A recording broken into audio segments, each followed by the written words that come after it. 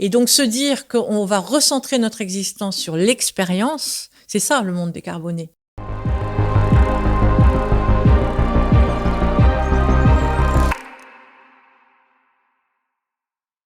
Chère Virginie Resson-Victor, tu es géopolitologue. Tu diriges le LEPAC, un laboratoire privé que tu as cofondé avec ton mari Jean-Christophe Victor et qui a notamment donné la célèbre émission Le Dessous des cartes sur Arte.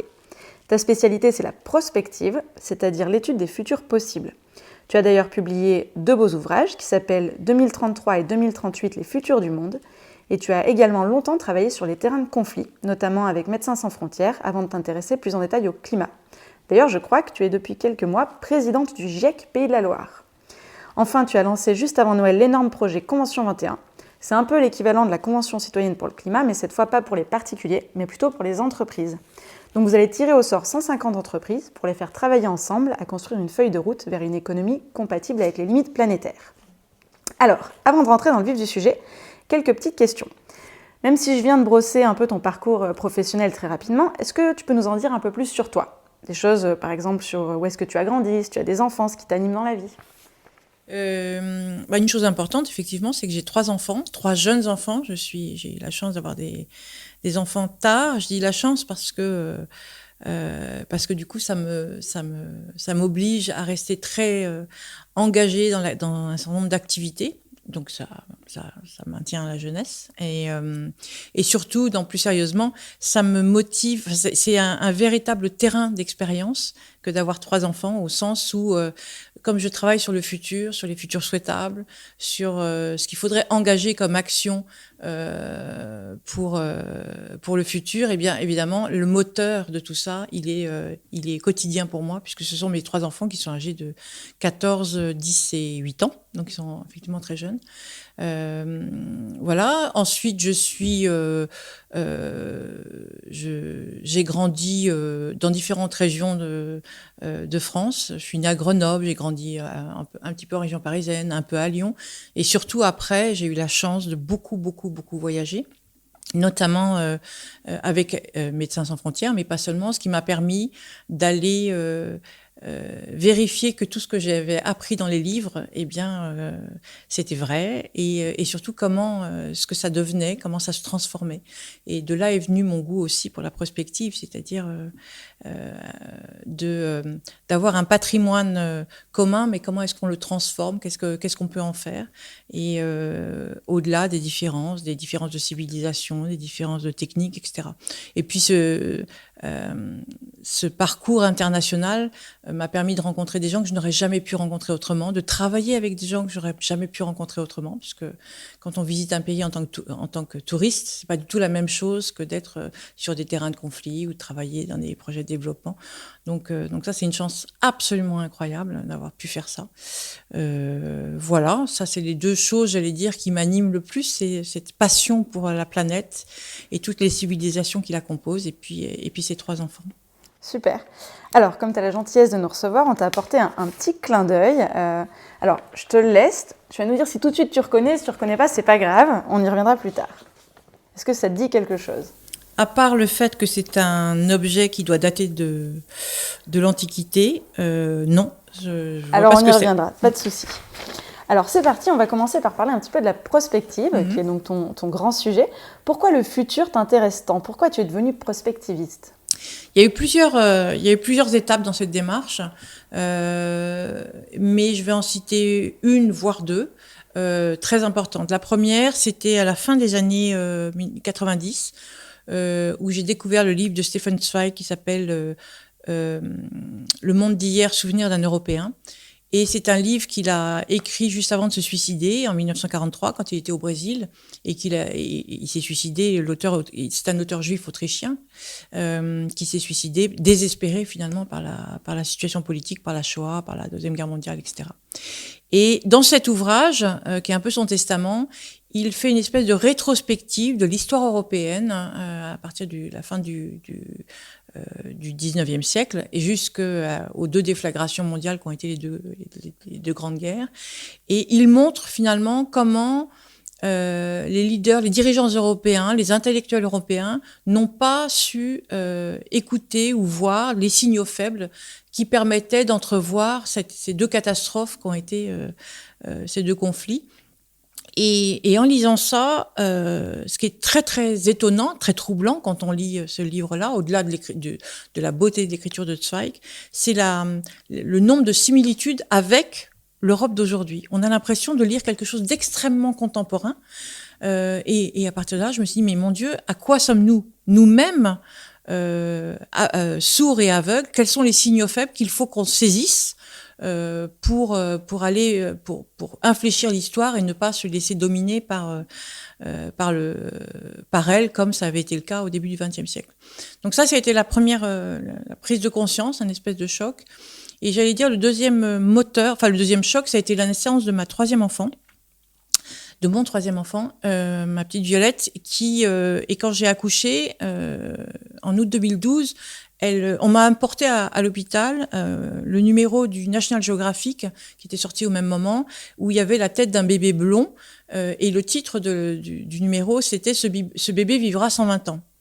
Et là, j'avais juste à côté mon propre bébé, je me dis 120 ans, on est en 2012, et là j'ai eu le vertige en me disant, mais comment est-ce que je vais faire, moi, pour accompagner une enfant qui sera adulte et qui va vivre jusqu'au XXIe siècle, moi qui suis née au XXe, et qu'est-ce que je lui transmets pour l'équiper, pour qu'elle puisse traverser toute cette période, quand on voit simplement les 20 dernières années, comme elles ont transformé le monde, comment est-ce que je peux la préparer aux 50 et a fortiori aux 100 prochaines?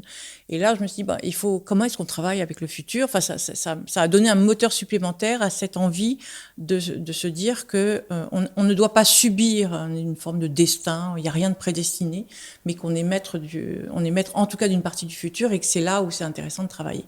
Voilà, c'est un petit peu ce qui m'a embarqué dans la prospective. D'accord, mais du coup, je vais être un peu provocante, mais est-ce que dans ce cas-là, si les prospectivistes voient le futur ou réfléchissent au futur, comment ça se fait que personne n'a vu venir cette crise du Covid? Toi, tu l'avais vu venir, par exemple? Alors, d'abord, les prospectivistes ne sont pas des futurologues. Ils ne disent pas l'avenir. Hein. On ne sait pas lire dans les cartes, même les cartes de géographie qui sont une de mes spécialités. Mais non, on ne dit pas l'avenir.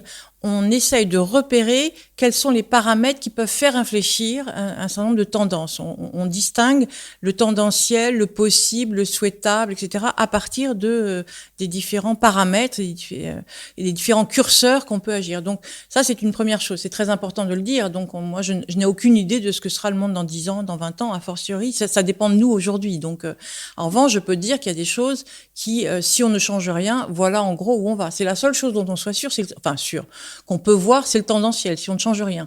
Par exemple, pour le climat, et c'est ce que font les gens du GIEC, finalement, ils repèrent différents scénarios, et il y a le scénario tendanciel qui nous mènerait aujourd'hui à plus 4 ou voire davantage, plus 4 degrés ou davantage.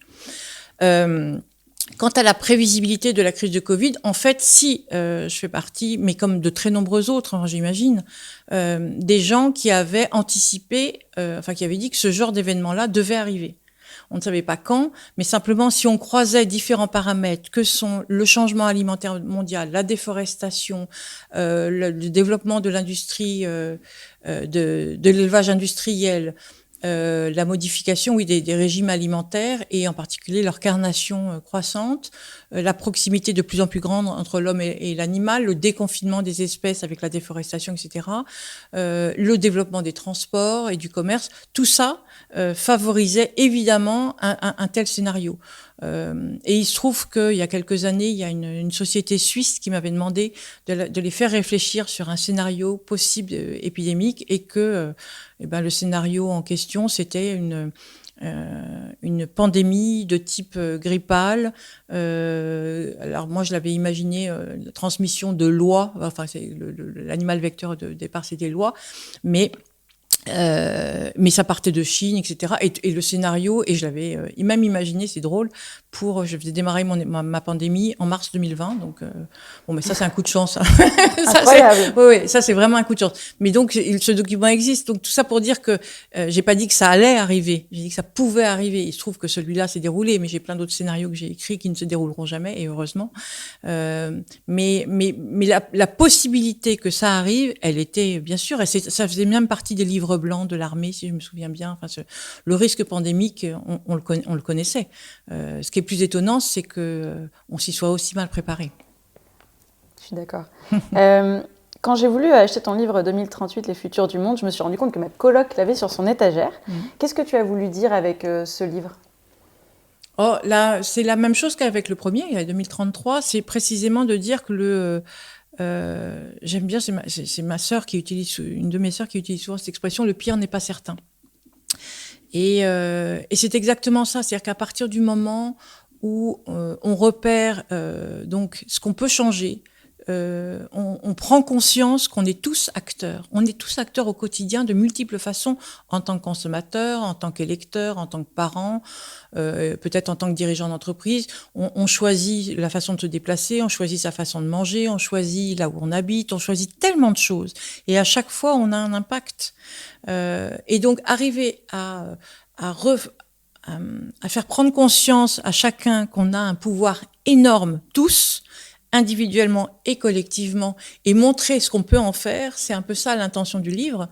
Donc ça, c'est la première chose, c'était d'écrire des scénarios, enfin de montrer que on avait en réalité beaucoup de cartes en main. Et puis la deuxième chose, c'est dans cet ouvrage qui est très illustré. Et il y a même un mélange de dessins, de graphiques, de photos. Cartes. Exactement. C'est de montrer que le sérieux peut être beau, et de même que le futur n'est pas forcément le futur abominable d'effondrement qui est largement véhiculé par les médias et par notre imaginaire, mais que on peut faire des choses belles en combinant différentes choses, différentes forces, différentes images, différentes idées. Et ben on peut créer des choses qui sont belles. Et donc l'idée c'était de rendre ce futur attractif aussi par ces visuels. Alors, on va maintenant se plonger dans un sujet qui nous préoccupe énormément chez Time for the Planet, qui est le dérèglement climatique, et je sais que ça te préoccupe pas mal aussi. Donc, comment on passe de Médecins sans frontières au sujet du climat ? Quel a été un peu ton cheminement ? Est-ce qu'il y a eu un déclic ? Est-ce qu'il y a eu un moment, nous on s'est tous pris une baffe dans la figure ? Est-ce que ça a été ton cas aussi ? Je peux pas dire que ça procède pas d'une grande claque, parce que c'est quelque chose qui, pour moi, c'est complètement cohérent. En fait, j'ai grandi dans une famille plutôt humaniste et où la notion, enfin, où ils se sont efforcés de nous donner le plus de connaissances possible. Et l'idée est d'utiliser ces connaissances pour améliorer le monde, quoi. Je le fais très schématiquement, mais c'est vraiment ça le moteur. Et alors, mon premier élan, ça a été Médecins sans frontières, c'est-à-dire accompagner tous ceux qui vont aider ces populations en souffrance et qui en situation de conflit ou de catastrophe naturelle et qui n'ont pas accès aux soins. Et donc, moi, j'ai contribué là parce que j'ai eu la chance d'avoir une porte ouverte et que c'est quelque chose que je souhaitais faire. Mais la logique, la préoccupation pour le climat, ça procède de la même chose. C'est toujours pareil. C'est de se dire, il faut absolument, avec les connaissances dont on dispose, contribuer à cette espèce de grand édifice qu'est notre civilisation, le progrès, etc. Et donc ça, ça a été tout à fait parallèle. Et puis, il y a eu quand même aussi quelque chose qui s'est passé quand j'ai préparé deuxième chose, c'est que j'ai quand même épousé le fils de Paul-Émile Victor, donc il y a une espèce d'atavisme familial sur les questions planétaires, environnementales, écologiques, etc. Et la troisième chose, c'est que j'ai été amenée à travailler sur le scénario du pavillon français à Osaka, à l'exposition universelle à Osaka, et qui est Osaka ou Kyoto, j'ai un doute. Non, c'était Osaka. Et qui portait sur l'environnement et le rapport de l'homme à la nature et l'environnement. Et donc là, je me suis plongée pendant des semaines et des semaines sur le sujet. Et là, pour le coup, j'ai pris la mesure non pas du problème, mais de la gravité et de la rapidité des échéances. Ça c'était en 2002-2003. Et donc là, ça a été ça a été un accélérateur. Et puis, quand j'ai eu des enfants et que je pouvais plus trop aller me promener sur les terrains de conflit, du coup, naturellement, je me suis occupée plus des questions d'environnement. D'accord. Parfois, on a du mal à réaliser ce que ces fameux plus 2 degrés ou plus 4 degrés du GIEC impliquent en termes de conséquences concrètes. Toi qui es prospectiviste, est-ce que tu peux nous aider à nous en rendre compte ? Ça ressemble à quoi un monde à 2 degrés ou un monde à 4 degrés ? C'est quoi cet effet d'emballement dont on parle tant ?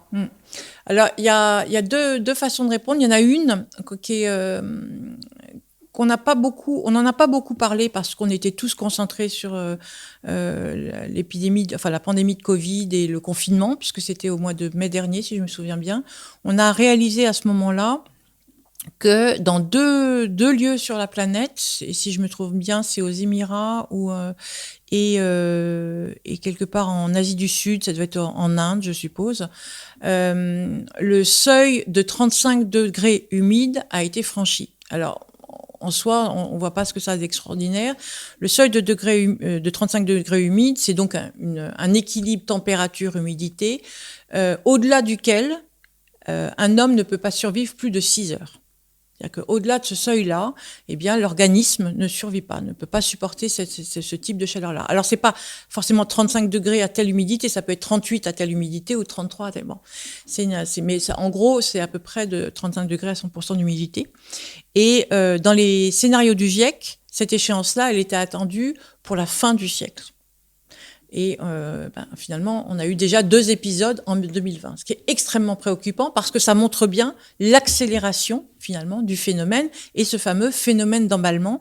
Phénomène d'emballement, c'est l'idée, je vais donner 2-3 étapes, mais l'idée que un phénomène va en entraîner un autre, qui va en amplifier un troisième, qui va en accélérer un quatrième, et ce qui finalement on pensait être tendanciel, c'est-à-dire qu'on imaginait que la hausse des températures elle allait être progressive jusqu'à la fin indéfiniment, mais du moins jusqu'à ce qu'on arrive à infléchir les émissions de gaz à effet de serre. En réalité, ça fait pas cette courbe-là, c'est une courbe exponentielle qui va beaucoup plus vite parce que les phénomènes s'amplifient les uns les autres. Pour donner des exemples concrets, je parlais tout à l'heure du changement de régime alimentaire et en particulier de la consommation accrue de viande qui augmente avec le niveau de vie. Or, le niveau de vie à l'échelle mondiale a augmenté, donc la consommation de viande a augmenté. Et donc, il faut élever du bétail, développer l'élevage industriel. Et pour ça, il faut nourrir tous ces animaux. Pour les nourrir, il faut cultiver. Pour cultiver, il faut gagner en terres agricoles. Et donc, ça amplifie énormément la déforestation. Il faut savoir que le phénomène de déforestation est largement lié, non pas à la croissance de la population mondiale, mais à la croissance de consommation de viande. Et en faisant ça, avec ce phénomène de déforestation, donc on détruit un puits de carbone qui absorbe du CO2, et en plus, avec la combustion et l'élevage, on émet à la fois du méthane par l'élevage et du CO2 par la combustion des forêts. Et donc ça augmente la température. Ce phénomène d'augmentation de température, on a vu, on est en train de constater qu'il est particulièrement marqué dans les régions polaires et en particulier au pôle Nord. Et on l'a vu cette année aussi avec l'amplification des feux, des incendies, pas seulement en Californie, en Australie, mais aussi dans les feux de forêt boréale au Canada, par exemple. Quand une forêt brûle dans ces régions-là, elle émet évidemment des cendres qui retombent, et elles retombent en l'occurrence sur la calotte glaciaire. Du coup, la calotte glaciaire s'assombrit et ne peut plus jouer son rôle absolument essentiel pour le climat de réverbération. Donc, elle réverbère moins. Donc, là, on accentue le phénomène de réchauffement de l'atmosphère. Du coup, on a un phénomène, évidemment, de dégel des sols, et en particulier de ce qu'on appelle le pergélisol, le permafrost. En se dégelant, ça va abîmer, évidemment, les infrastructures. Et on l'a vu cette année aussi, au mois de juin, avec ces grandes citernes de diesel en Russie qui se sont effondrées littéralement à mesure quand le sol s'est dégelé. Ça a aussi pour impact, et ça, on va faire le lien avec les pandémies, de dégeler les carcasses, toutes les carcasses d'animaux qui sont... on découvre régulièrement des mammouths, par exemple, des squelettes de mammouths, et bien c'est la même chose pour des tas d'autres espèces. Le problème, c'est que quand les carcasses quand le sol se dégèle, ça libère aussi toutes les bactéries et les virus que portaient ces animaux, qui eux ne sont pas morts. Et par exemple, il y a quelques années, il y a eu une épidémie d'anthrax chez une colonie de rennes. Et quand on a étudié le bacille d'anthrax en question, et bien on s'est rendu compte que c'est un bacille qui datait du XVIIIe siècle et en fait qui avait été libéré grâce au réchauffement climatique. Donc là, on voit un autre phénomène. Et puis toujours pareil, fonte de la réchauffement climatique. Donc en se dégelant, le sol émet beaucoup de méthane. Et le méthane est un gaz à effet de serre beaucoup plus puissant que le CO2, donc ça vient amplifier le phénomène. Donc ça accélère la fonte de la calotte glaciaire qui va déverser énormément d'eau, d'eau douce dans les océans, en particulier l'océan Atlantique, qui lui-même va venir du coup, ça va venir modifier le Gulf Stream, qui va à son tour modifier le climat, etc., etc. On pourrait continuer comme ça après augmentation du niveau de la mer. Donc à partir de là, l'eau va gagner sur les deltas qui sont les régions les plus peuplées sur la planète, en particulier les deltas en Asie. C'est des centaines de millions de personnes qui vont être privées de terres à cultiver, puis tout simplement de zones où habiter. Donc ça veut dire des phénomènes migratoires importants. Donc voilà, c'est ça un scénario d'emballement. C'est un scénario où finalement on ne maîtrise plus on n'arrive plus à maîtriser les causes et les effets puisqu'ils s'entraînent mutuellement.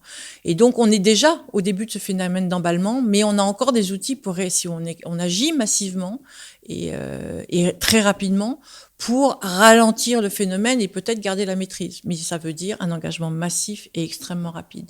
Voilà, mais c'est ça le scénario. Et alors évidemment, plus on tarde à réagir, plus le phénomène d'emballement va être rapide, moins on pourra le maîtriser, plus la température va s'élever, et plus, etc. Voilà. Et donc il y a une énorme différence entre 2 degrés, 4 degrés ou 7 degrés. Elle est absolument gigantesque. C'est pas du tout, oui, ça, la température au bord de l'eau pour non, l'été, ça n'a strictement rien à voir. C'est surtout qu'on arrivera à maîtriser les conséquences ou pas. C'est-à-dire qu'on sait que jusqu'à 2 degrés, on maîtrise à peu près les choses. Au-delà de ça, dans les scénarios qui sont au-delà de 2 degrés, on ne maîtrise plus grand-chose. Et donc on devient complètement sujet des phénomènes naturels que va entraîner et des réactions de la biosphère au réchauffement climatique. D'accord. Beaucoup de gens disent que le problème principal, c'est la croissance démographique. On est passé de 1 milliard d'individus à 7,7 milliards en 150 ans à peu près. Est-ce que c'est pour ça que la planète n'arrive plus à faire face aujourd'hui ? Alors ça, c'est une question, c'est une idée qui circule beaucoup et qui est assez confortable parce que ça voudrait dire que la solution, finalement, c'est de ne pas faire d'enfants. Et d'ailleurs, de fait, de plus en plus de jeunes choisissent de ne pas avoir d'enfants, pas forcément pour lutter contre le réchauffement climatique, mais en se disant aussi, et ça se comprend, je n'ai pas envie de donner naissance à un enfant qui va vivre dans un monde aussi incertain, voire dégradé. En réalité, c'est un petit peu plus complexe que ça. Quand on compare les courbes de la progression la croissance démographique, la croissance économique et la croissance des gaz à effet de serre. On sait, dans l'ouvrage que vous citiez tout à l'heure, on l'a fait, et c'est extrêmement intéressant puisqu'on voit que, en gros, jusque dans les années 70, les phénomènes se suivaient, c'est-à-dire que la croissance économique augmentait avec la démographie et entraînait des émissions de gaz à effet de serre supplémentaires. Donc ça fonctionne à peu près. Et en revanche, à partir des années 70 et surtout des années 90, le vrai décrochage, il est dans les années 90. On voit très bien que la courbe démographique, elle continue sa course, mais avec un léger infléchissement, c'est-à-dire qu'en fait, la croissance de la population mondiale ralentit, et au point qu'aujourd'hui, on imagine une stabilisation, voire même une diminution avant la fin du siècle. Alors que la croissance des revenus et la croissance de la production, elle continue d'augmenter. Alors là, il y a eu un accident qui s'appelle la pandémie. Il y avait déjà eu un accident en 2007-2008 avec la crise économique, et on le retrouve sur cette courbe de la production, la courbe des revenus, on retrouve cette espèce d'accident, une espèce de petite dent comme ça dans la courbe, qui montre qu'il y a eu à un moment donné un ralentissement de l'activité économique. Et bien, ce qui est très intéressant, c'est que si on regarde la courbe, cette fois, des émissions de gaz à effet de serre, on retrouve exactement cet accident dans la courbe, qui évidemment n'existe pas dans la courbe démographique. Et on voit aussi que peu à peu, la courbe des émissions, elle rejoint la courbe des revenus et elle décroche complètement de la courbe de la population. Donc on est sur un phénomène économique, de modèle économique, qui veut dire qui impose de transformer beaucoup de ressources et d'émettre beaucoup de CO2 pour produire et pour prélever ces ressources et les transformer, et puis pour la mobilité ou les régimes alimentaires. Et aujourd'hui, si toute la population mondiale adoptait le régime alimentaire des Japonais, qui sont pas du tout végétariens. Simplement, quand ils mangent de la viande et du poisson, ils mangent en petite quantité. Ils n'en mangent pas des grosses quantités à la fois. Eh bien, si toute la population mondiale adoptait ce régime alimentaire-là, aujourd'hui, on pourrait, rien qu'avec ce qui est produit aujourd'hui, on pourrait déjà nourrir 8 milliards d'habitants. C'est-à-dire plus que la population mondiale. Donc, on n'aurait plus besoin de déforester, plus besoin de mettre des intrants, etc. Si tout le monde adopte le régime alimentaire du Bhoutan, alors au Bhoutan, ils sont pas végétariens, mais ils mangent vraiment très peu de viande, en gros 100 grammes par semaine maximum. Donc un tout petit steak par semaine. Dès aujourd'hui, on pourrait nourrir 12 milliards et demi d'habitants, c'est-à-dire la population mondiale attendue à la fin du siècle. Là aussi, on pourrait arrêter la déforestation, on a tout ce qu'il faut. Maintenant, si tout le monde adopte le régime alimentaire qui est celui des Européens et des Américains, là, on ne peut plus nourrir que 4 milliards d'habitants aujourd'hui. Donc, heureusement que les Indiens sont végétariens, parce que sinon, nous affamerions, en gros, la moitié de la planète. Donc, on voit bien que la question du nombre, elle est très insuffisante. Je dis pas qu'il n'y a pas un problème à l'augmentation de la population mondiale, surtout si elle continue d'adopter le mode de vie qui est le nôtre. C'est la combinaison des deux qu'il faut prendre en compte et pas seulement le nombre de personnes. D'accord. Donc pour toi, c'est aussi un enjeu du coup de modèle économique. Oui. Tu dis souvent que ce qui se joue, c'est une guerre entre notre modèle économique et nous-mêmes. Qu'est-ce que tu veux dire en fait avec cette phrase ?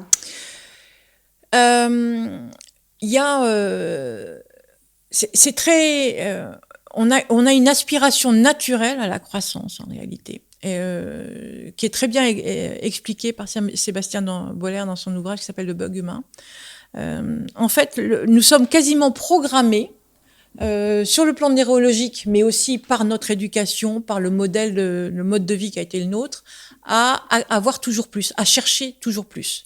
Plus de plaisir, plus de confort, manger plus. D'ailleurs, c'est un problème parce que ça crée l'obésité. Plus d'argent, plus de pouvoir. Cette ascension vers le plus est quelque chose qui nous caractérise. Et donc, on peut avoir tout à fait conscience de l'impact de cette croissance sur la planète et en même temps, à titre personnel, recevoir cette envie du plus. Et il y a en plus...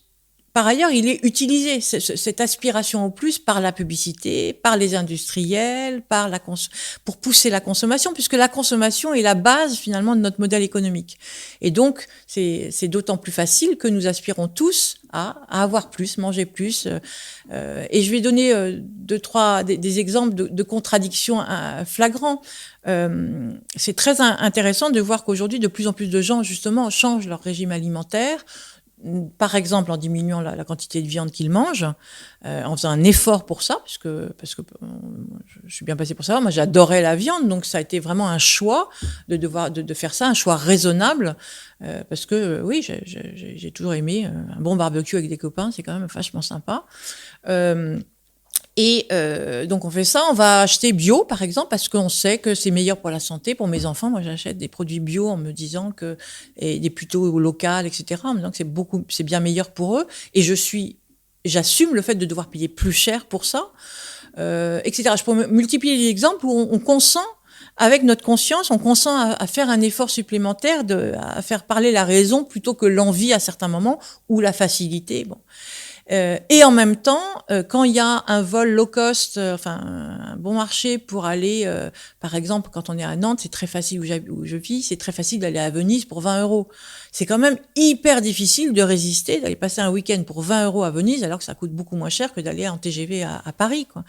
Donc c'est ces espèces de contradictions-là qu'on est obligé d'assumer parce que d'un côté, on a cette conscience et on veut changer les choses et avoir un impact, et en même temps, il y a l'aspiration tout à fait naturelle à vouloir découvrir le monde, à vouloir voyager, et en plus, on a des marqueurs sociaux qui nous disent que les vacances réussies, c'est plutôt sous les tropiques, à l'autre bout de la planète.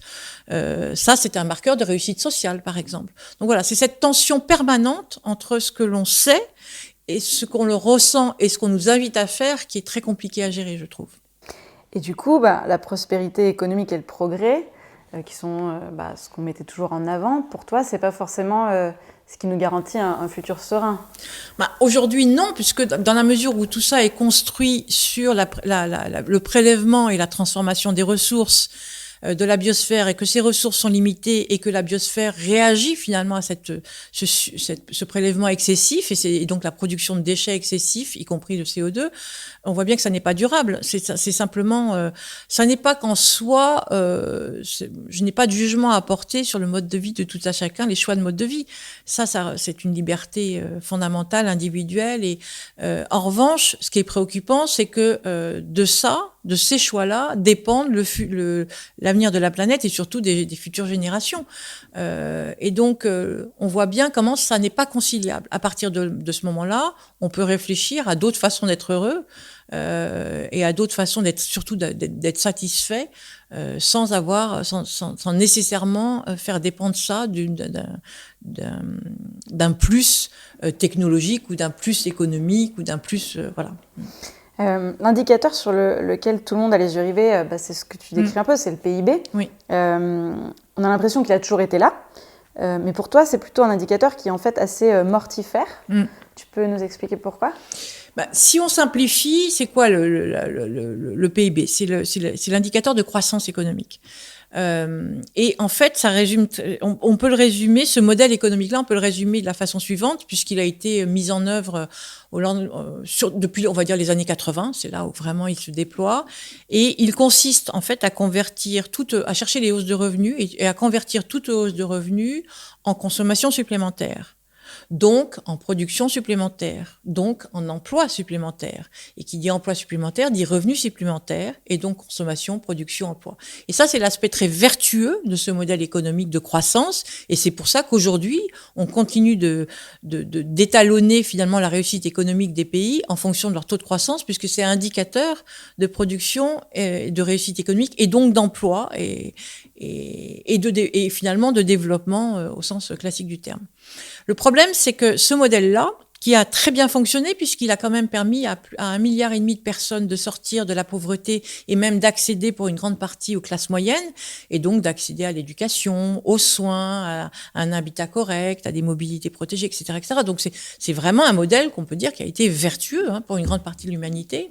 Le problème, c'est qu'il y a un petit biais. C'est que si on reprend le raisonnement, toute augmentation de revenus est convertie en consommation supplémentaire, donc en production supplémentaire, donc en prélèvement de ressources supplémentaires, puisque aujourd'hui, notre production et notre consommation s'appuient sur la transformation de matières premières et de ressources énergétiques. Et donc, dans la mesure où ces ressources-là ne sont pas infinies, ce qui est et où leur transformation conduit à émettre des déchets que la planète ne peut pas absorber au même rythme qu'on les émet, et c'est là où on condamne le système à échouer. Et on voit bien qu'on arrive à une limite, et cette limite, c'est un petit peu comme si on préserve, enfin, on s'endette sur le plan économique, mais on s'endette auprès de la planète, sauf qu'on ne pourra jamais rembourser l'emprunt, et le taux d'intérêt est de plus en plus élevé, et s'exprime, par exemple, en réchauffement climatique, par exemple, en disparition d'espèces, parce qu'il n'y a pas que le climat, il y a aussi tout le problème de la biodiversité qui sont intrinsèquement liés, et puis c'est aussi le développement de pollution, de maladies respiratoires, etc. Donc on voit bien la limite de ce système-là, c'est qu'il se retourne finalement, il y a ces effets secondaires qui se retournent contre l'objectif initial. Et donc d'un côté, on donne accès aux soins, de l'autre côté, on produit des pollutions qui vont accentuer des pathologies. Donc on voit bien l'aspect complètement schizophrène du modèle et qui n'est donc pas tenable sur la durée. La Chine, dont on parle beaucoup avec toutes ces usines à charbon, donc, qui sont extrêmement émettrices de gaz à effet de serre, a annoncé sa neutralité carbone en 2060 avec plein d'autres pays. Mais la Chine particulièrement, est-ce que c'est juste pour l'image qu'ils l'ont fait ? Est-ce que c'est carrément une blague ? Est-ce qu'ils essaient de gagner du temps ? Ou est-ce qu'ils ont vraiment compris qu'il fallait changer ? Alors, il y a deux parties de réponse. La première partie, je voudrais juste rappeler que les émissions de la Chine, ce sont aussi nos émissions, puisque l'essentiel de la production chinoise est exporté. Donc, si l'Europe, par exemple, a réussi et finalement parmi les pays développés, plutôt moins émettrice que d'autres régions du monde, c'est aussi parce qu'elle a délocalisé sa production de CO2, et notamment en Chine, puisque ça nous a permis en plus de bénéficier de prix de prix à la consommation moindres, et donc d'accéder à plus de confort, etc. Donc faut toujours se souvenir. C'est facile de taper sur la Chine. Voilà, que les émissions de CO2 sur la Chine, certes, ça a permis à ce pays de se développer, d'avoir une croissance économique forte, et donc d'accélérer d'accélérer son développement, mais nous en avons bénéficié aussi, puisque c'est aussi grâce à cette délocalisation que nous-mêmes avons pu accéder à plus de consommation, etc., etc. Bref, maintenant, ceci étant dit, le fait que la Chine s'engage, je pense, je suis pas dans la tête des dirigeants chinois, mais à mon avis, ça procède au moins de deux choses. D'abord, il faut savoir qu'en Chine, l'opposition, elle est peut-être moins qu'en Europe axée sur les questions sociales et salariales, mais de plus en plus sur la qualité de vie, et j'allais dire la qualité de l'air. On a vu des mouvements de contestation très forts naître par rapport, quand les villes deviennent invivables, quand on peut plus y respirer, ou aussi pour d'autres scandales climatiques ou d'autres scandales environnementaux, au moment par exemple d'accidents industriels ou de l'eau frelatée ou des choses comme ça. Donc il y a une vraie prise de conscience par une partie de la société civile chinoise des effets secondaires de ce développement accéléré, et donc je pense que les autorités chinoises savent bien que n'ont pas intérêt évidemment pour la stabilité sociale du pays ont intérêt à montrer qu'elles maîtrisent cet aspect-là. Donc ça c'est la première chose. La deuxième chose, c'est qu'à partir du moment où le marché des produits décarbonés et des technologies décarbonées devient économiquement rentable et donc intéressant, eh ben les Chinois ont envie de s'emparer de ce marché-là et de pas laisser les Américains et les Européens en particulier prendre de l'avance ou garder de l'avance là-dessus. Et c'est exactement ce qu'ils ont fait sur le solaire, c'est exactement ce qu'ils ont fait sur l'éolien. Maintenant, en ce moment, c'est sur l'hydrogène. Ils sont en train d'investir massivement sur les mobilités hydrogènes. Et donc, oui, c'est tout à fait crédible. C'est pas forcément pour des raisons de prise de conscience écologique, éthique. Je n'en sais rien. Peut-être que oui, mais en tout cas, ça n'est certainement pas suffisant. Mais ils ont bien pris conscience du risque à de ne pas le faire et de l'intérêt à le faire. Donc oui, à mon avis, c'est tout à fait. Et en plus, il y a une troisième chose, c'est que les Chinois, quand ils disent quelque chose, en général, ils le font. Et ils ont des moyens supplémentaires, puisque comme ça n'est pas un pays démocratique, ils s'embarrassent pas exactement des effets secondaires, ce qui est beaucoup plus compliqué. On peut pas aller aussi vite dans les réformes puisque nous sommes dans des régimes heureusement démocratiques, et donc ça procède pas tout à fait de la même façon. Et donc, s'ils le disent, en plus, ils ont les moyens de le faire, sans doute plus que nous l'avons. Donc c'est crédible. Très bien. Chez Time for the Planet, on partage avec toi une conviction qui est essentielle. Donc un changement majeur est vraiment nécessaire, mais pour alimenter ce changement, il faut un récit fort, un récit qui donne vraiment envie. Et je sais que la construction de ce récit te tient aussi particulièrement à cœur, il est au cœur de ta pensée. À ton avis, pourquoi la menace climatique, elle n'est pas vraiment prise au sérieux, comme l'est le Covid par exemple ? C'est quoi le défaut dans le récit actuel ? Il y a plusieurs choses. Il y a un problème de distance et un problème de temps. Quand le président Macron dit nous sommes en guerre, l'enjeu c'est la mort de nos concitoyens, enfin c'est le maintien en vie de nos concitoyens, c'est immédiat, c'est tangible, c'est mon voisin, c'est mon grand-père, c'est tout de suite, et donc je suis acteur là-dessus et donc je me mobilise. Là, le récit il est fort, mais il est possible aussi parce que l'impact est tangible et immédiat. Pour le climat, c'est beaucoup plus compliqué parce que d'abord, surtout quand on est en France ou dans des régions tempérées, on sait très bien que les premiers impacts du réchauffement climatique et les plus importants, en fait, les pays qui seront les plus touchés ou les populations qui seront le plus touchées et le plus vite, ce sont des populations qui vivent loin, plutôt dans les régions tropicales ou dans les pays pauvres aujourd'hui ou dans les régions de delta, etc. Donc finalement, et en plus, nous, on a plus de moyens d'adaptation que ces pays-là. Donc on se dit qu'on s'en sortira toujours grâce à la technologie, des dépenses supplémentaires, on élèvera des digues, on mettra des climatiseurs, que sais-je. On a cette espèce d'arrière-pensée du fait que l'autre sera plus touché que nous. La deuxième chose, c'est que c'est loin dans le temps. On nous dit 2030, 2050, c'est très difficile. Naturellement, on ne se projette pas. On vit au temps présent, on ne vit pas dans le futur, on vit au présent. Tout le monde n'est pas prospectiviste. Non, et puis même pour les prospectivistes, c'est très difficile de se projeter à 20 ans ou à 30 ans, parce qu'on vit au présent. Et donc... c'est un peu comme épargner. C'est long de prendre conscience quand on a 20 ans, on n'a pas spécialement envie d'épargner. Enfin, peut-être ça a changé, mais parce qu'on est dans le moment présent, on est dans l'acquisition, on est dans la jouissance du temps réel. Et donc, se dire qu'il faut agir maintenant pour préparer sa retraite à 20 ans, ça paraît absurde. Et ben, le climat, c'est ça. C'est on prépare notre retraite 50 ans avant. Bon, c'est abstrait. Donc ça, c'est une deuxième difficulté. La troisième chose, c'est qu'on demande, on sait qu'il va y avoir des renoncements. Et donc, on arrive très bien à formuler les renoncements. Il faut manger moins de viande, il faut rouler moins en voiture, il faut utiliser... Bon, on connaît tout ça, l'aspect privatif du changement. Mais ce qu'on connaît moins, même si on sait très bien qu'il aura lieu, mais ce qu'on connaît moins, c'est toutes les opportunités que ça va créer. On ne sait pas à quoi ressemblera ce monde où on voyagera moins loin, moins souvent en avion, on mangera moins de viande. Par exemple, je dis, peut-être qu'on voyagera autant en avion parce que les avions seront devenus des mobilités décarbonées. Mais enfin bon, mais on ne sait pas à quoi ça ressemble. Donc on a du mal à formuler une histoire. On ne connaît pas quoi, qui soit attractive, qui soit donc un récit où on a envie de se plonger, parce qu'on ne voit pas le positif qui va sortir de tout ça. En revanche, on mesure très très bien l'aspect renoncement. Donc c'est ça la difficulté, mais c'est extrêmement important de malgré tout le formuler et de se concentrer sur tout ce qu'on peut gagner, puisque sans récit, il n'y a pas d'action. Il n'y a pas de progrès sans mesure et il n'y a pas d'action sans récit. Souvent, on compare ce changement nécessaire à une forme de deuil, avec dans plusieurs stades, dans le deuil, donc le choc, le déni. Oui. Est-ce que c'est comparable ? Et dans ce cas-là, sur le climat, on en est où dans ce deuil collectivement ? Alors, c'est très comparable et moi j'ai travaillé là-dessus parce que il se trouve que j'ai vécu donc un deuil il y a 4 ans avec la mort de mon mari et comme je travaillais au même moment sur les questions climatiques, le parallèle m'est venu assez tôt.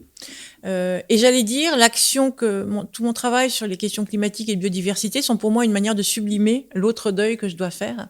Et donc, ça m'a permis de faire pas mal de parallèles, y compris aussi sur le récit avec mes enfants, la transformation du mode de vie.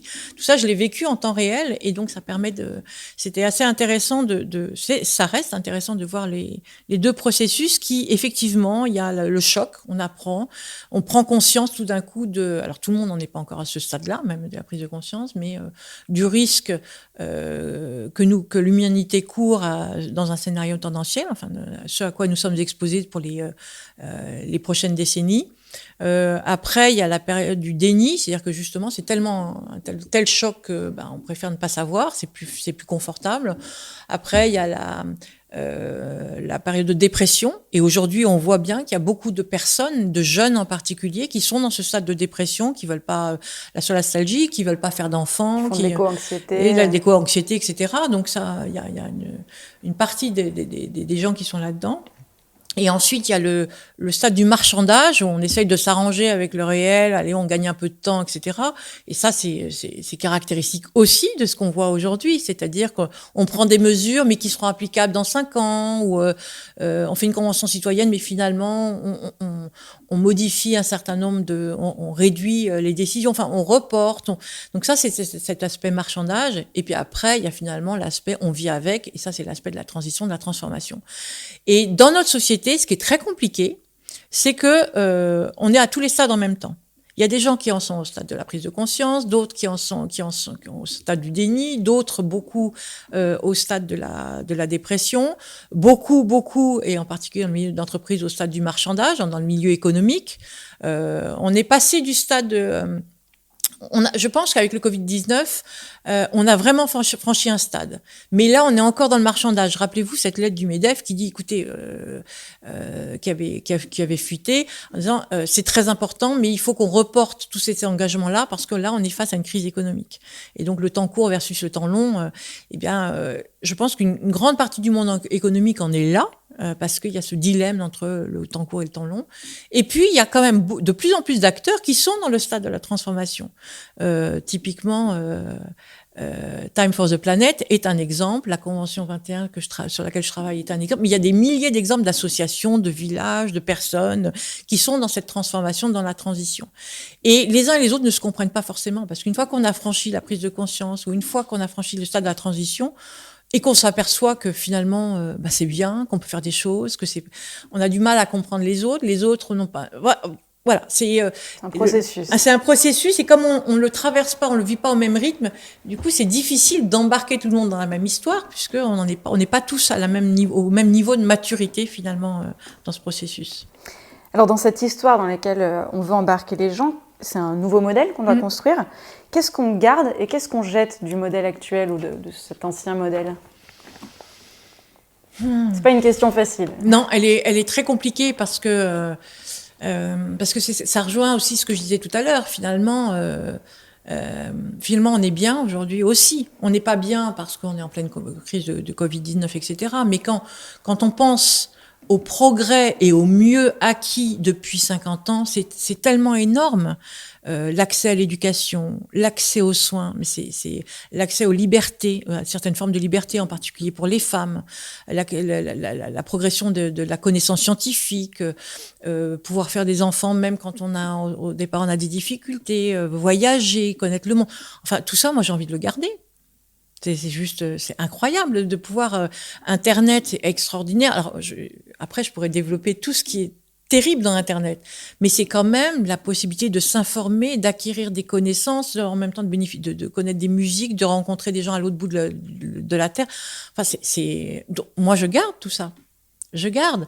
Et en même temps, il faut quand même arriver à réduire l'impact de tout ce gain sur la biosphère. Et donc, moi, je pense qu'on garde les résultats en termes scientifiques. L'accès aux soins, à l'éducation, à la connaissance et aux communications, pour moi, c'est fondamental. Et je vois pas comment on pourrait s'en séparer.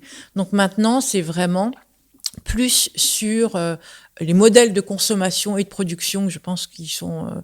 et puis de réapprendre à voyager, de réapprendre...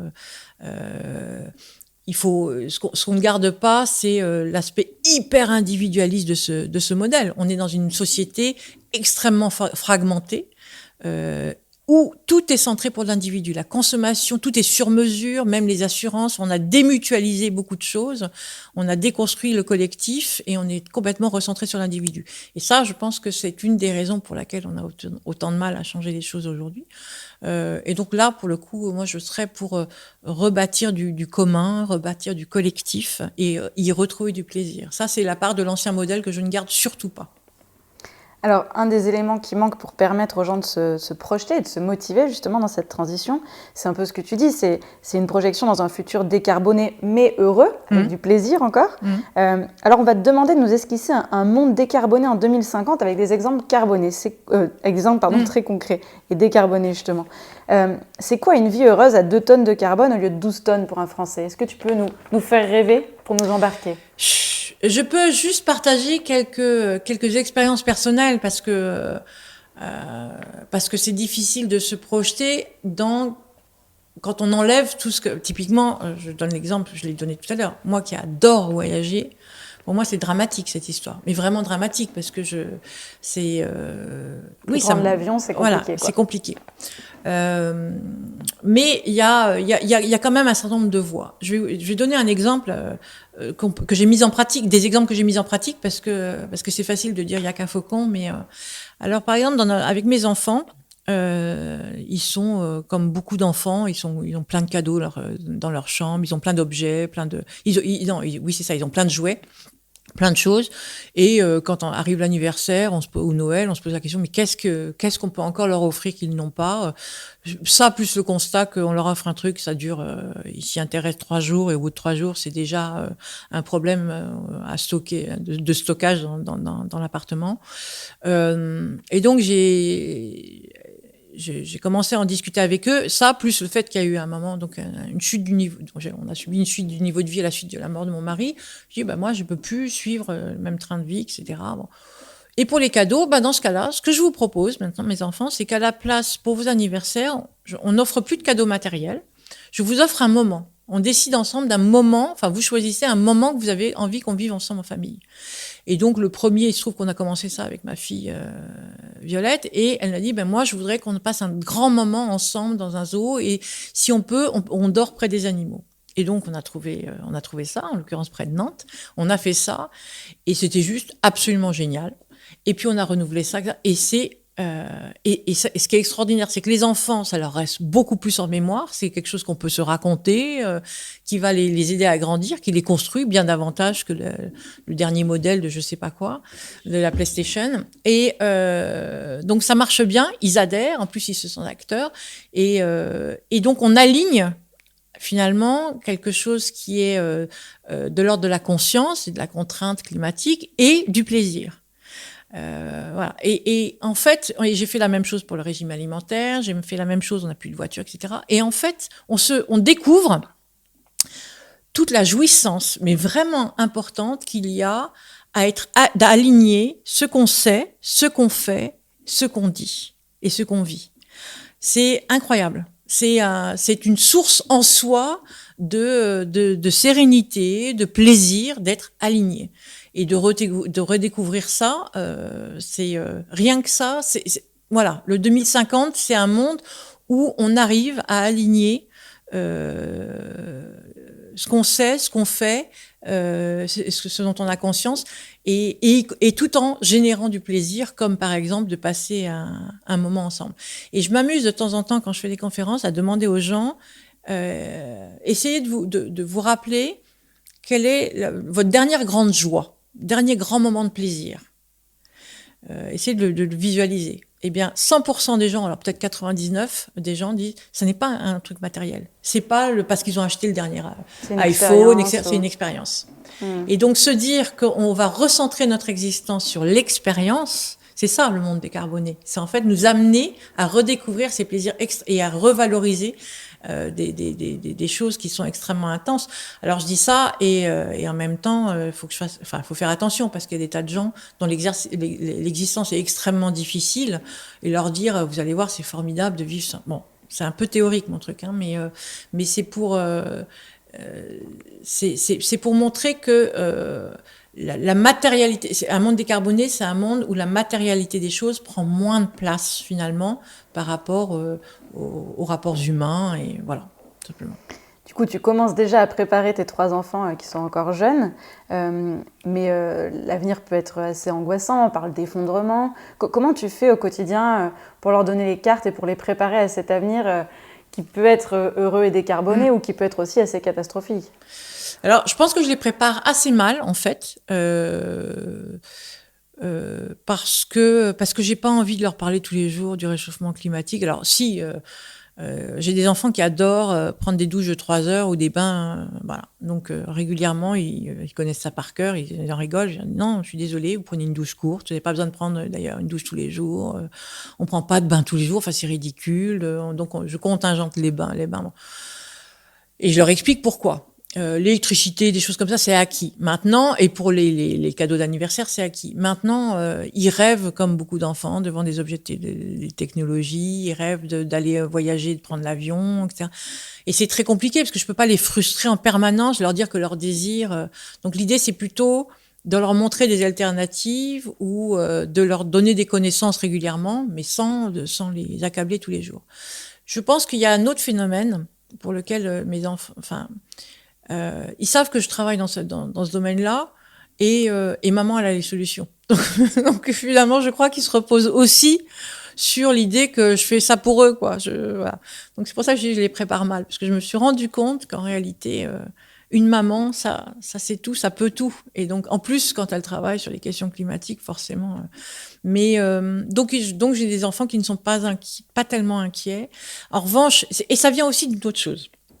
Avec mon mari, et depuis toujours, et même depuis qu'il est mort, quand je me suis posé la question, qu'est-ce que je fais pour accompagner ma fille qui va vivre 120 ans, même si elle en vit que 90 d'ailleurs, mais comment est-ce qu'on fait, compte tenu de la vitesse des transformations technologiques, mais aussi de l'environnement et des risques climatiques, comment est-ce que je fais pour l'accompagner?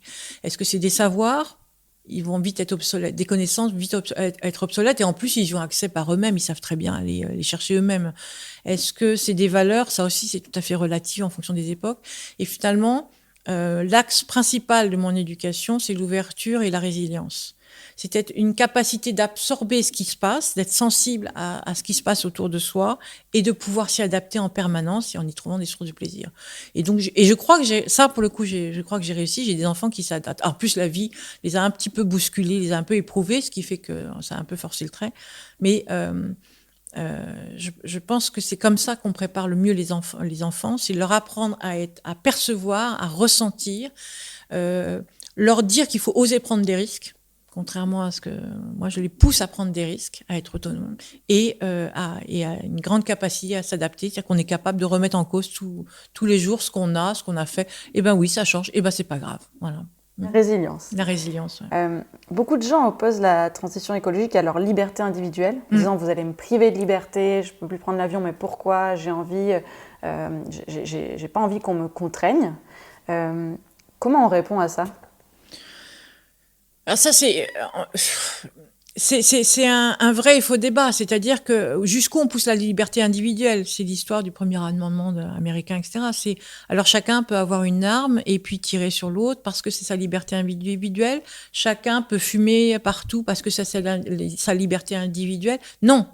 En fait, la liberté individuelle, elle est toujours limitée parce qu'on coexiste dans des sociétés. Donc, les règles communes, elles s'appliquent parce qu'on juge que l'intérêt général, dans ces cas-là, prime aussi sur la liberté individuelle.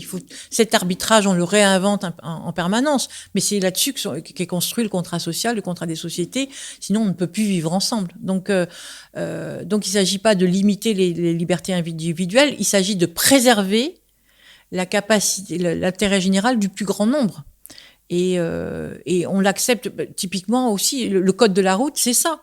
Donc pourquoi est-ce que ça serait acceptable pour le tabac ou que ça serait acceptable pour le code de la route ou la sécurité publique et pourquoi ça ne le serait pas parce que c'est climatique? Ça n'a pas de sens. Donc c'est exactement la même logique, la même dynamique. Simplement, comme ça touche à au mode de vie. On se sent, on a plus peur de devoir, on n'a pas forcément envie, mais en réalité, c'est ni plus ni moins contraignant que d'autres règles de vivre ensemble. Et dans ce nouveau récit, du coup, si c'est plus le PIB comme indicateur de réussite, de succès, c'est quoi? C'est le bonheur national brut, c'est le climat national brut. Qu'est-ce qu'on invente pour reparamétrer aussi l'indicateur de succès? Chez Time for the Planet, on a le taux de retour pour la planète. Qu'est-ce que tu as en tête, toi, là-dessus? Alors, moi, déjà, je trouve que ce futur indicateur, il faudrait le co-construire, c'est-à-dire le construire en intelligence collective avec des parties représentatives de toute la société. Il me semble que c'est ça qui est intéressant pour faire émerger ce qui est important pour une société. Et c'est est-ce que c'est l'accès aux connaissances, l'accès à la santé qui est primordial? Est-ce qu'on va mettre ça en avant dans l'indicateur? Est-ce que c'est plutôt la qualité de l'air? Est-ce que c'est l'ensemble des choses? Donc je pense que de toute façon, le vrai bon indicateur, ça va être un indicateur complexe, c'est-à-dire qui va agréger plusieurs types de données, des données sociétales, des données économiques, des données sociales, des données environnementales. Ça me paraît tout à fait fondamental. Et des données droits de l'homme, puisqu'on peut avoir tout ça, mais sans démocratie, c'est quand même difficile d'en jouer, etc. Donc, certainement, un indicateur qui agrégera plusieurs sous-indicateurs, enfin plusieurs données. Ça, c'est la première chose. Le construire en intelligence collective pour qu'il y ait une adhésion collective et qu'il soit porté par les sociétés. Et puis après, oui, c'est ce que je disais, il y aura certainement des données. En fait, c'est le résultat d'un arbitrage permanent entre le court terme et le long terme pour à la fois préserver, limiter les émissions de gaz à effet de serre et le recul des espèces, donc préserver le long terme, mais tout en permettant quand même à la société de produire de l'emploi et à chacun de progresser dans sa connaissance, de maintenir l'accès aux soins, aux ressources, etc. Donc c'est un équilibre qui se réinvente en permanence et l'indicateur doit refléter le meilleur équilibre possible. Voilà. Alors, on va maintenant s'intéresser à ton sujet du moment, qui est la Convention 21.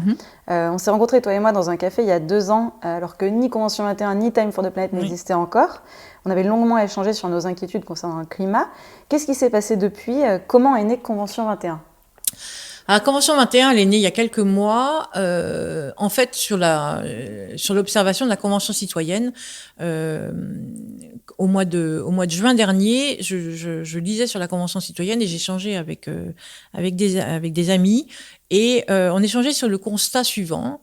C'est très intéressant. Ce qu'il y a de très intéressant dans cette Convention citoyenne, c'est le fait que quand on délivre une information intelligente et intelligible à un groupe de personnes, avec et qu'on leur donne des outils d'appropriation, ce groupe est capable de converger vers des idées communes.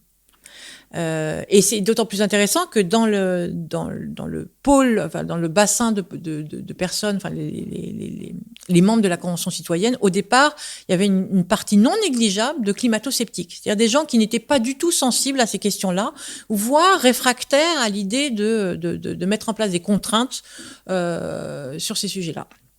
Et avec l'information, pédagogie, il y a eu des débats contradictoires, parce on pense qu'on leur a juste tous, qu'ils ont eu une information uniforme, univoque, pas du tout. Il y a eu des vrais débats contradictoires, mais comme c'est fait en bonne intelligence, on s'appuie pas sur l'émotion, mais sur la science, etc. On arrive à faire évoluer un groupe dans sa connaissance et dans sa capacité de décider ensemble et collectivement de prendre des mesures de type collectif. Et ça, j'ai trouvé ça très intéressant. Et la deuxième chose que je trouvais notable, c'est que donc c'est devenu un projet de loi, mais finalement ça n'était porté que par les citoyens. Or, aujourd'hui, dans la répartition du travail à mener pour la transition économique, les entreprises jouent un rôle fondamental. Il y a le législateur, il y a le citoyen consommateur, mais il y a aussi l'entreprise et le modèle économique que portent ces entreprises et vice versa. Et je me dis, le problème, c'est que les entreprises n'ont pas participé à ce processus et que donc, pour qu'elles se réapproprient ça va être très compliqué. Et c'est exactement ce qui se passe aujourd'hui. On voit bien les tensions qui peuvent avoir lieu dans le travail de réappropriation des propositions de la Convention 21. Et donc, je dis, en fait, il faudrait faire cette convention citoyenne aussi avec les entreprises. D'autant plus qu'elles-mêmes ne parlent pas collectivement. Il n'y a pas de grand organisme qui représente toutes les entreprises. Et les gens avec qui je discutais ont dit, mais quelle bonne idée, il faudrait faire ça. Et donc, voilà, c'est comme ça que ça s'est amorcé. L'idée étant de tirer au sort 150 entreprises représentatives du tissu économique français, de l'économie de la France, pour qu'elles travaillent ensemble pendant un certain nombre de sessions, pendant quelques mois, pour à leur tour formuler des propositions qui vont permettre d'accélérer et d'amplifier cette transition économique pour l'amener vers un modèle qui soit compatible avec les limites de la planète. Alors on va reprendre la petite image que je t'ai donnée au début. Donc c'est une petite énigme. Si je te donne le nom de ce que c'est, est-ce que ça va t'aider? Alors moi je le prononce sans doute très mal, clérothérion. Est-ce que ça te dit quelque chose? Non, puis j'ai pas fait de grec, donc non. Alors c'est un objet antique qui servait en fait à faire le tirage au sort pour la démocratie athénienne. Donc vous, le tirage au sort, vous misez dessus. J'aimerais bien savoir comment ça marche, cela dit. Je pense que c'est tout expliqué sur Internet. Non, mais je vais aller voir tout à l'heure. Pourquoi le tirage au sort plutôt qu'une démocratie purement représentative? C'est quoi l'importance du tirage au sort? Il y a aujourd'hui déjà beaucoup de groupes, de réseaux d'entreprises qui travaillent sur les questions climat, biodiversité, qui sont engagés. Ces volontaires, ils existent déjà. Mais ils n'engagent qu'eux-mêmes et donc ils ne sont pas représentatifs de toutes les entreprises qui n'y vont pas, qui ne transforment pas, qui n'avancent pas pour différentes raisons. Et si elles n'avancent pas, c'est pas par bêtise. Enfin, peut-être parfois, mais en tout cas, je ne pense pas ça. Je pense qu'il y a des vraies difficultés, des vrais obstacles, soit dans la connaissance, soit dans la façon de pas savoir comment s'y prendre, soit dans un déficit de moyens, soit pour des raisons d'obstacles législatifs ou normatifs ou réglementaires, soit parce que les investisseurs attendent des retours sur investissement très rapides, ce qui fait que ça bloque la possibilité de faire des investissements sur le long terme. Il peut y avoir une multitude de raisons qui fait que l'entreprise ne peut pas s'engager autant que son dirigeant ou ses salariés le voudraient dans ce processus-là.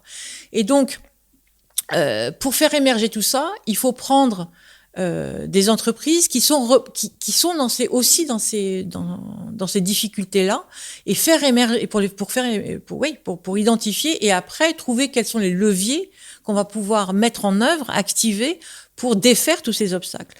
Donc, il était important d'avoir des entreprises qui soient certaines engagées, d'autres réfractaires, enfin de toutes sortes, exactement comme pour la Convention citoyenne.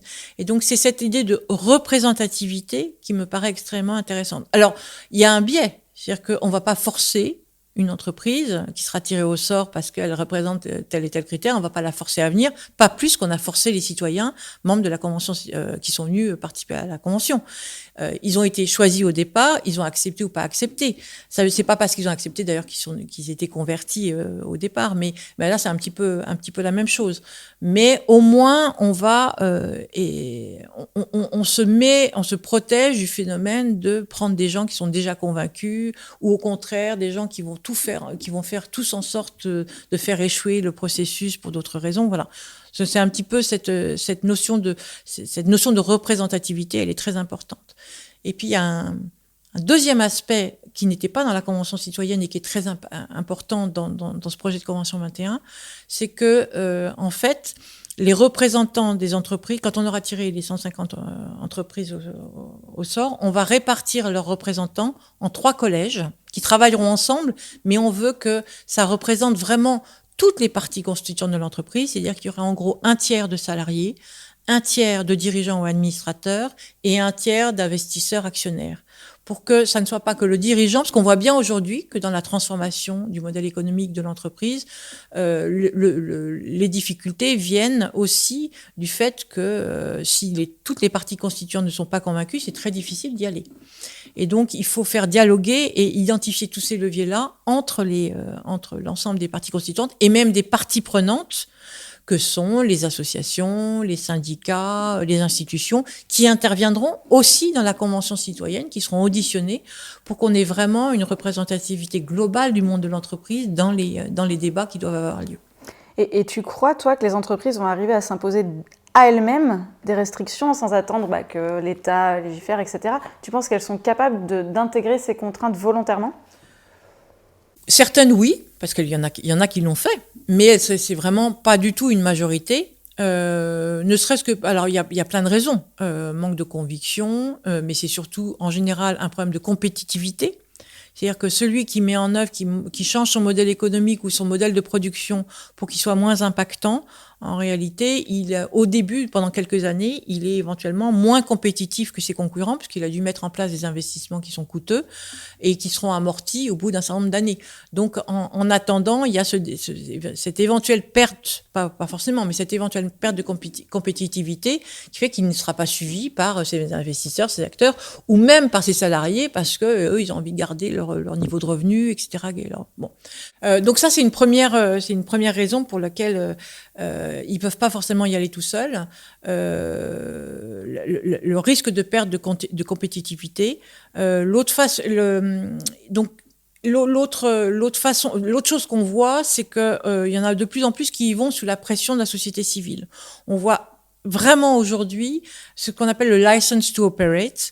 Le permis d'exploitation, en français, on voit de plus en plus que c'est la société civile, les citoyens, les consommateurs qui s'approprient, et non plus seulement le droit, qui s'approprient ce permis ce permis d'exploitation soit par des mesures de boycott, soit par des mesures de poursuite en justice, soit de plus en plus, donc, les citoyens, les consommateurs exigent finalement des entreprises qu'elles modifient les choses.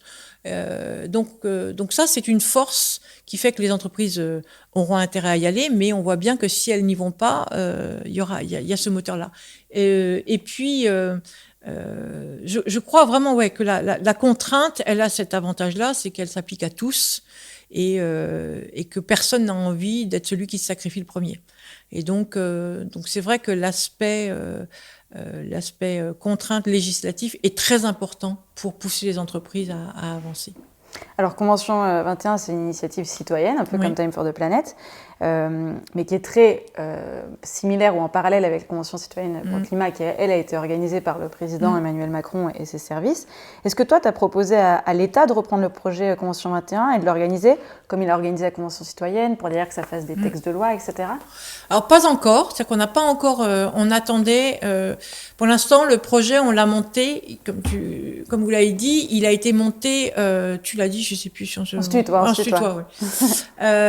Il a été monté par... C'est une initiative citoyenne et il s'agissait de continuer à la porter comme une initiative citoyenne. C'est-à-dire qu'on a, avec nous, très, très rapidement, on a eu des co-signataires.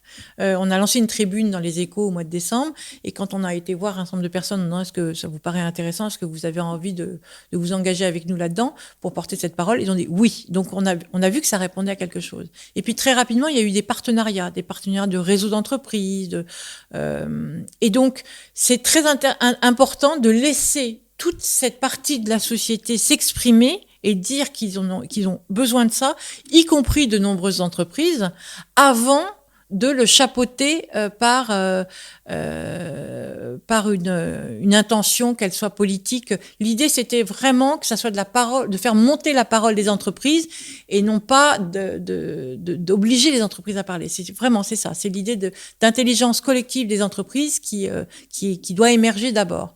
Maintenant, c'est évident et c'est l'objectif, que les propositions de cette convention doivent être présentées notre objectif, c'est qu'elles soient présentées aux candidats à la députation et à l'élection présidentielle de 2022, et puis à toutes les parties prenantes, que ce soit les associations, les syndicats, les différentes institutions représentatives. Et donc, on va porter ces propositions auprès de toutes ces organisations-là. Et bien sûr qu'on va bientôt aller trouver les politiques, ils sont au courant, mais formellement pour leur proposer, leur montrer le processus, mais bien consolidé. Pour nous, c'est important que chacun dans ce dispositif ait trouvé sa place avant d'aller l'engager plus loin dans la sphère politique.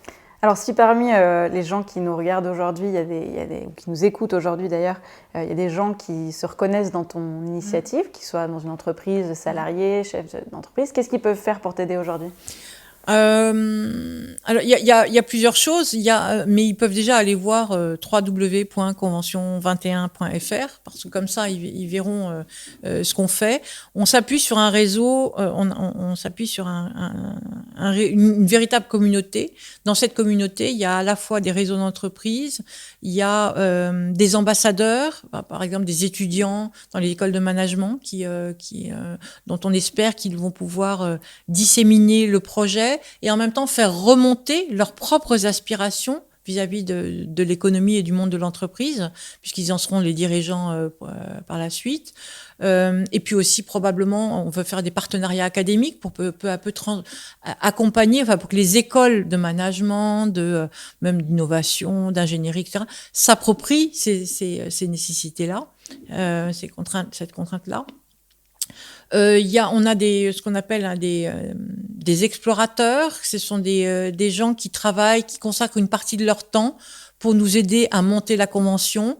Alors, on est répartis par thème. Il y en a qui travaillent sur le financement, il y en a qui travaillent sur les programmes, d'autres sur la communication, d'autres sur la représentativité, les partenariats. Donc voilà, il y a plein de travail à faire. Donc c'est un écosystème. Voilà. Peu comme nous. Donc il y a différentes manières de s'insérer dans l'écosystème de toute façon. Et puis il y a campagne de crowdfunding, puisque pour nous, c'était important aussi que le financement de cette convention, il émane pas seulement de fonds publics, mais il émane aussi du fond de tous les gens qui ont envie de s'engager là-dedans et de porter cette initiative. Et donc, comme on ne veut pas être financé par des entreprises, on veut pas de logo pour des raisons évidentes d'éventuels conflits d'intérêts, eh bien, on a décidé que les entreprises pourraient participer en participant au crowdfunding, mais en ayant le nom au même titre que celui qui a donné 10 € et celui qui a donné 10 000 € aura son nom affiché de la même manière. Donc, il n'y a pas de possibilité de récupération et ça ne donne pas de lieu ou quoi que d'influence sur la gouvernance. Donc voilà, il y a 36, enfin, il n'y a pas 36, mais il y a plusieurs façons, en tout cas, d'accompagner ce processus. Quand on revient sur la Convention citoyenne pour le climat qui a été organisée par Emmanuel Macron, donc tu l'as dit, ça a été une source d'inspiration, tu as vu les forces, les faiblesses. Est-ce que tu considères au global que c'est plutôt un succès ou que c'est plutôt un échec au vu de finalement le peu de mesures qui ont été reprises dans la loi climat? Est-ce que tu n'as pas peur que ça fasse un peu ce même effet avec beaucoup d'attentes et que derrière Convention 21, sur les mesures concrètes, ça n'aille pas aussi loin que l'ambition du projet initial? Un peu les deux. C'est-à-dire que moi, je pense que c'est une réussite pour plusieurs raisons. Il y en a une que j'ai déjà évoquée, qui est celle le constat de la sensibilisation, de la prise de conscience, de la pédagogie, de l'intelligence collective, de démontrer que c'était efficace à l'échelle politique, c'était important. Et donc ça, ils l'ont fait brillamment, ça s'est bien produit, et les gens qui ont participé, toutes les personnes qui ont participé à la Convention citoyenne, parlent d'une expérience extrêmement positive, enrichissante. Ça permet aussi de remettre de rendre les gens acteurs, et je crois que c'est très important aujourd'hui que chacun puisse se sentir acteur. Donc d'avoir du poids sur le futur, sur l'avenir, sur ce qui se passe dans le monde, c'est essentiel. Donc ça, c'est une réussite. C'est une façon aussi de réfléchir à comment est-ce qu'on adapte la démocratie, les pratiques démocratiques aux nouvelles contraintes, parce qu'il y a ça aussi. On a des nouvelles contraintes sociétales, des nouvelles contraintes écologiques, économiques. Donc comment est-ce qu'on fait dans ce cas-là pour accompagner le législateur dans cette façon dans cette nécessité d'arbitrer entre le court et le moyen terme, l'intérêt privé, l'intérêt général, etc. Et donc c'est une manière de l'accompagner. Donc de ce point de vue-là, je trouve que c'est très intéressant puisqu'on s'est autorisé à inventer, à avancer une nouvelle pratique de la démocratie. Maintenant, là où la Convention citoyenne connaît des difficultés, et c'est ce qui a donné naissance aussi à la Convention 21, c'est précisément que ça mettait à l'écart d'autres acteurs qui sont très engagés par ce processus de transition économique et écologique que sont les entreprises.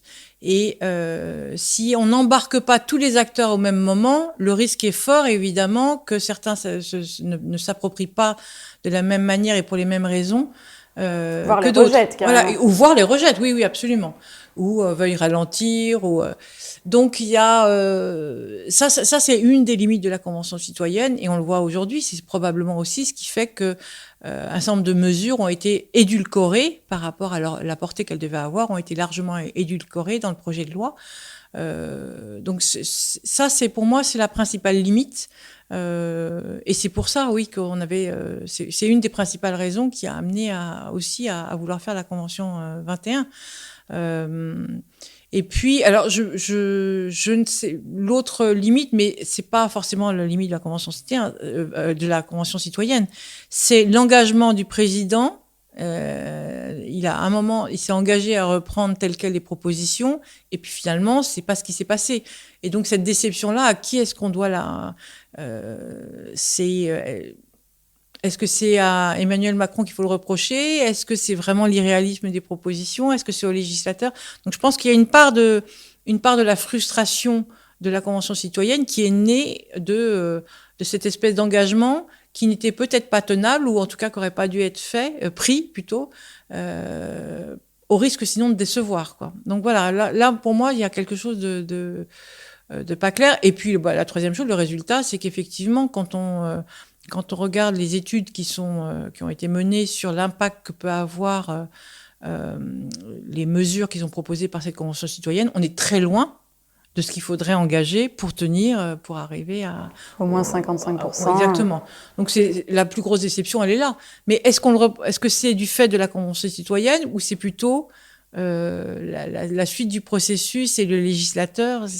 Voilà, la responsabilité de cette insuffisance, elle est, à mon sens, elle n'est pas dans le processus de la Convention citoyenne. Enfin, au sens limité du terme. Elle est peut-être dans le fait qu'il faut élargir, il fallait engager plus d'acteurs dans ce processus pour qu'il soit mieux accepté et mieux porté. Mais écoute, on te souhaite énormément de succès dans cette merci. Convention 21.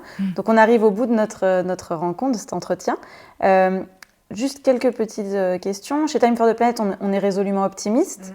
Pour toi, est-ce qu'il y a encore des raisons d'y croire, de se dire que non, tout n'est pas foutu? Time for the Planet est une très bonne raison. La transition de génération est une très bonne raison. Heureusement, la génération des baby-boomers dont je fais partie et qui a grandi avec un modèle économique, un modèle de société, et donc il y a énormément de mal, évidemment, à inventer autre chose et à se projeter dans autre chose, va laisser peu à peu place à une génération qui a, entre guillemets, a beaucoup moins à perdre, parce qu'elle n'a pas connu, il n'y a pas cette notion de d'avoir quelque chose à perdre, d'avoir bâti quelque chose qu'il faudrait déconstruire. Enfin, bon. Donc moi, j'ai beaucoup d'espoir, puis je trouve que l'inventivité, l'intelligence et que multiplient les outils qui sont à notre disposition, les outils numériques en particulier de communication, d'échange, fait que il y a tout ce qu'il faut pour pouvoir enclencher cette transition et la mener, et bien la mener. Et puis la dernière chose qui laisse optimiste, c'est qu'on se souvient que les grandes révolutions, elles n'ont jamais été faites par l'adhésion de toutes les populations. La Renaissance, elle a été menée par quelques centaines. On dit que la Renaissance a été menée, mise en œuvre, finalement, par quelques centaines de personnes qui ont entraîné après le reste de la société. Et moi, ce qui me rend optimiste, c'est que je pense que à la faveur de cette crise épouvantable que nous connaissons aujourd'hui, on n'est pas loin de ce minimum critique nécessaire pour embarquer le reste de la société. Donc j'espère que l'effet, pour commencer un espèce d'effet boule de neige, et je pense qu'on n'en est pas loin. Donc voilà pourquoi je crois qu'on va peut-être quand même s'en sortir. Merci pour cet optimisme. J'ai eu la chance de pouvoir te présenter en détail l'aventure Time for the Planet. Est-ce que pour toi, c'est une solution pertinente ? Elle est plus que pertinente. D'abord, elle est géniale. Le concept, pour moi, est extrêmement intéressant parce que vous avez réussi à articuler plusieurs contraintes en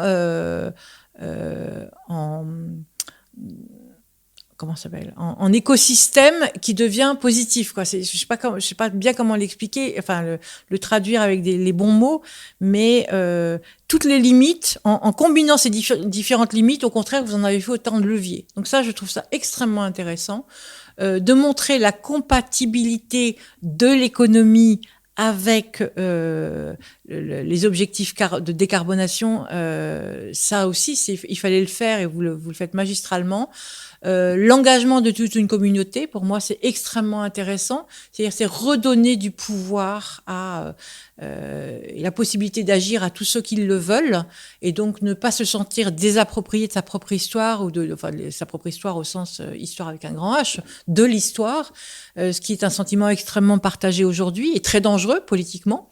Donc de montrer aux gens que non seulement ils peuvent, et qu'ils en sont capables, et leur donner les outils pour le faire, je trouve que c'est une très très bonne idée.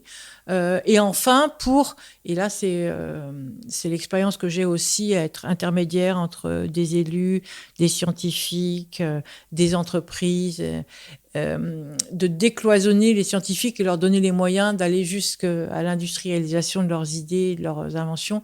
C'est très important, c'est une limite aussi au progrès, et donc donner les moyens, faire en sorte que les citoyens, les scientifiques et les entreprises puissent travailler ensemble pour l'intérêt général. Je trouve que ce concept-là, il est absolument génial. Donc vraiment bravo. Et je ferai tout ce qui est en mon possible pour faire connaître et pour diffuser. C'est juste génial. Super. Et bien pour conclure, on a décidé d'instaurer un petit rituel de fin d'interview. Donc je te présente notre livre d'or. Il a été réalisé par les petites mains de notre communauté et on demande à toutes les personnalités d'y écrire un mot d'encouragement pour Time for the Planet. Donc on te laisse sortir ta plus belle plume et puis merci encore pour cette interview et bonne chance pour Convention 21. Eh bien, merci. La seule chose qu'on est sûr de ne pas réussir est celle qu'on ne tente pas. Ça, c'est Paul-Émile Victor qui le disait. Et moi, j'ajoute, alors tentons l'aventure d'un monde différent, inconnu, et pourquoi pas meilleur aussi. Super, merci beaucoup. Eh bien, merci à vous.